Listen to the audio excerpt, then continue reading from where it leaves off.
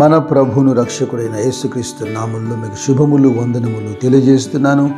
అనుదిన ధ్యానమునకు స్వాగతం. దినవృత్తాంతములు మొదటి గ్రంథం 18వ అధ్యాయం ఈ దినం మన ధ్యానాంశంగా ఉంది. ఈ అధ్యాయం అంతా దావీదు అనేక యుద్ధాలు చేస్తున్న ప్రతి యుద్ధంలో కూడా దేవుడు అతనికి సహాయం చేయగా అతడు విజయం పొందుతున్నాడు. మొదటిగా ఫిలిష్తీయులతో యుద్ధం చేసి గాతు పట్టణాన్ని, దాని సంబంధిత గ్రామాల్ని దావీదు పట్టుకున్నాడు. అలాగే మోయాబీలతో యుద్ధం చేసి వారిని జయించగా వారు దావీదుకు కప్పము కట్టు దాసులైరి, అనగా పన్ను చెల్లిస్తున్నారు. ఇక శోభారాజైన హదరెజరు యూఫ్రటీసు నది వరకు తన రాజ్యాన్ని వ్యాపించాలని బయలుదేరగా హమాతు నొద్ద దావీదు అతన్ని కూడా ఓడించాడు. అతన్ని ఓడించి అతని యొద్ద నుండి 1000 రథములను, 7,000 గుర్రపు రౌతులను, 20,000 కాల్బలమును పట్టుకున్నాడట. అయితే ఈ శోభారాజుకు సహాయం చేయటానికి సిరియనులు రాగా దావీదు వారితో కూడా యుద్ధం చేశాడు. వారిలో 22,000 మందిని హతం చేశాడు. అంత మాత్రమే కాకుండా ఈరోజు మనం యుద్ధాన్ని గమనిస్తున్నప్పుడు పెద్ద దేశాలు చిన్న చిన్న దేశాలని స్వాధీనపరుచుకుని ఆ దేశంలో తమ మిలిటరీ బేస్లను పెడుతూ ఆధిపత్యం చెలాయించడం మనం చూస్తున్నాం కదా. కానీ గమనించండి, ఆ రోజుల్లోనే దావీదు దేశముల మీద ఒక పెద్దన్న పాత్ర వహిస్తున్నాడు. ఎందుకంటే ఇక్కడ సిరియాని జయించాడా, ఆ దేశంలో తన సైన్యాన్ని పెట్టాడు. ఇక సిరియా వారు కూడా దావీదుకు పన్ను చెల్లిస్తున్నారు. మీరు 12వ వచనం కూడా గమనిస్తే, షెరూయా కుమారుడైన అబీషై ఉప్పులోయలో ఎదోమీయులతో యుద్ధం చేసి ఆ ఎదోమీయులలో 18,000 మందిని హతం చేయగా ఆ ఎదోములో కూడా కావలిగా దావీదు సైన్యాన్ని పెట్టాడు.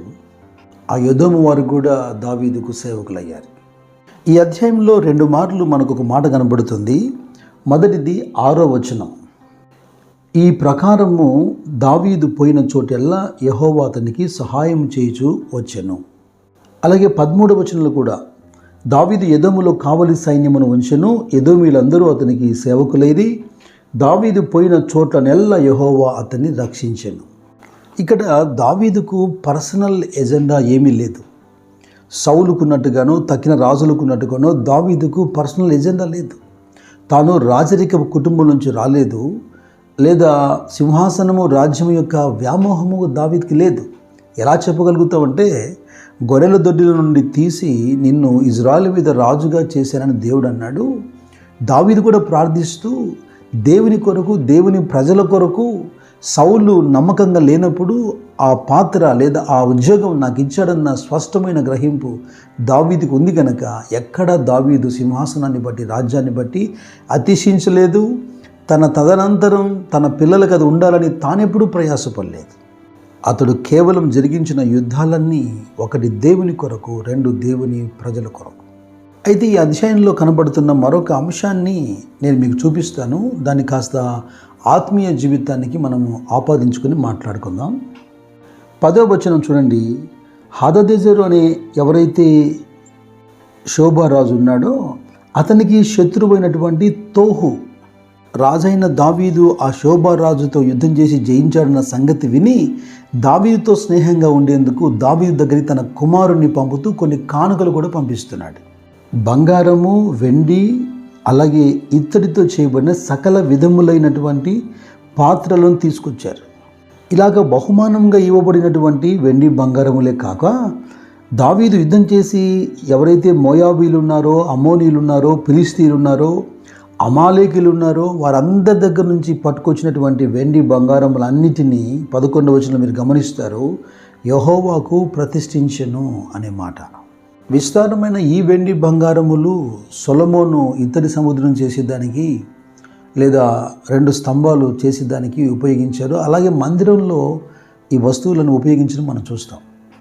ప్రతి పాఠములో నుండి చరిత్ర ధ్యానిస్తున్నప్పుడు ప్రస్తుత జీవితానికి లేదా మన భవిష్యత్తు ఆత్మీయ జీవితానికి మనం దాన్ని అన్వయించుకొని మాట్లాడాలి కనుక, వారు రాజులు కనుక భౌతికమైన పోరాటాలు ఉన్నాయి, మనం విశ్వాసులు కనుక మనకు ఆధ్యాత్మికమైన పోరాటాలే ఉన్నాయి. అయితే బాధాకరమైన విషయం ఏంటంటే, ఈ రోజుల్లో విశ్వాసులకు సాతానుకు మధ్యలో జరగాల్సినటువంటి పోరాటం కాస్త మార్పు చెంది సంఘానికి మధ్యలో పోరాటాలు జరుగుతున్నాయి. విశ్వాసులకు మధ్యలో పోరాటాలు జరుగుతున్నాయి. ఒక సేవా పరిచర్య కంటే మరొక సేవా పరిచర్యతో పోల్చుకుంటూ యుద్ధాలు జరుగుతున్నాయి. ఇటువంటివి దేవునికి వ్యతిరేకమైనవి. అవన్నీ కూడా సమయం వ్యర్థం, అవి నాన్ సెన్స్ అని చెప్పాలి ఒక మాటలో. అయితే మనకు లేఖనం బోధిస్తుంది లేదా అపోస్తులు బోధిస్తున్న ఒకే ఒక పోరాటం ఉంది. గలతీయులతో మాట్లాడుతూ అపోస్తలుడైన పౌలు అన్నాడు 5వ అధ్యాయము 16-17 వచనాల్లో, నేను చెప్పనిదేమనగా ఆత్మానుసారంగా నడుచుకొనుడి, అప్పుడు మీరు శరీరేచ్ఛ నెరవేర్చరు. శరీరము ఆత్మకును ఆత్మ శరీరముకును విరోధముగా అపేక్షించును, ఇది ఒకదానికొకటి వ్యతిరేకముగా ఉన్నది. సొంత శరీరములో వాక్యముకు చోటు ఉన్నప్పటికీ అవయవాల్లో పాపము కేంద్రమై హృదయమందు ఉన్నటువంటి ధర్మశాస్త్రంతో పోరాడుతూ నన్ను ఈడ్చుకెళ్తుంది, ఇది దౌర్భాగ్యపు స్థితి అని పౌలు అన్నాడే. ఇక ఇతరులతో పోరాడేంత తీరిక ఎక్కడిది విశ్వాసికి? సంఘాలతో సంఘాలు, సేవకులతో సేవకులు, విశ్వాసితో తోటి విశ్వాసి పోరాడేందుకు సమయం ఎక్కడిది అంటున్నాను. యాకోబు భక్తుడు తన పత్రికలో మాట్లాడుతూ 4వ అధ్యాయంలో 1వ వచనంలో అన్నాడు, మీలో యుద్ధములు పోరాటములు దేని నుండి కలుగుచున్నవి? మీ అవయవములలో పోరాడు మీ భోగేచ్ఛల నుండియే కదా. నీకంత ఓపిక తీరిక ఉంటే ప్రతిరోజు యుద్ధములు పోరాటములు నీ మనసులో, నీ హృదయంలో, నీ శరీరంలో పుట్టే ఇచ్చల్లో నుంచి కలుగుతున్నాయి. వాటితో నువ్వు పోరాడు. శరీర క్రియలు చేయటానికి ఇక మనం శరీరానికి రుణస్థులం కాదు గనక ఆత్మ ద్వారా శరీర క్రియల్ని చంపమంటున్నాడు పౌలు.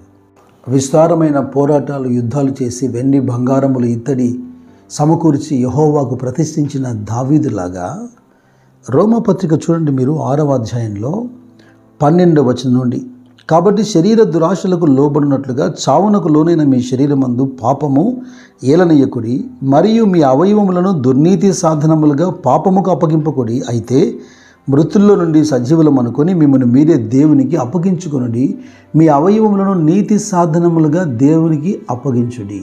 నేనేమంటున్నాను, అనుదినము మనలో జరుగుతున్న ఈ యుద్ధాల్లో ఆత్మానుసారంగా ప్రవర్తిస్తూ శరీర క్రియలతో యుద్ధం చేస్తూ ఈ వెండి బంగారములు దావీదు ప్రోగు చేసినట్టుగా ఈ ఇంద్రియాలన్నిటినీ, శరీర అవయవములన్నిటినీ పౌలు అంటున్నట్టుగా మునుపు వాటిని పాపమునకు మనము దాసులుగా అప్పగించాం, సాధనాలుగా అప్పగించాం. ఇప్పుడు తెచ్చి నీతికి సాధనాలుగా మనము అప్పగించాలి, దేవునికి ప్రతిష్ఠ చేయాలి.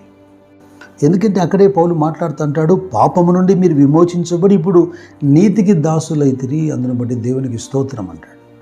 కనుక నా ప్రియ సహోదరి సహోదరులారా, యుక్తమైన సేవ జరుగునట్లుగా పరిశుద్ధమును దేవునికి అనుకూలమైన సజీవ యాగముగా మీ శరీరములను ఆయనకు అప్పగించుకొనుడని దేవుని వాత్సల్యమును బట్టి మిమ్మును బతిమాలుకొనుచున్నాను. మన ప్రభువైన యేసుక్రీస్తు కృప మీకు తోడైండును గాక. God bless you.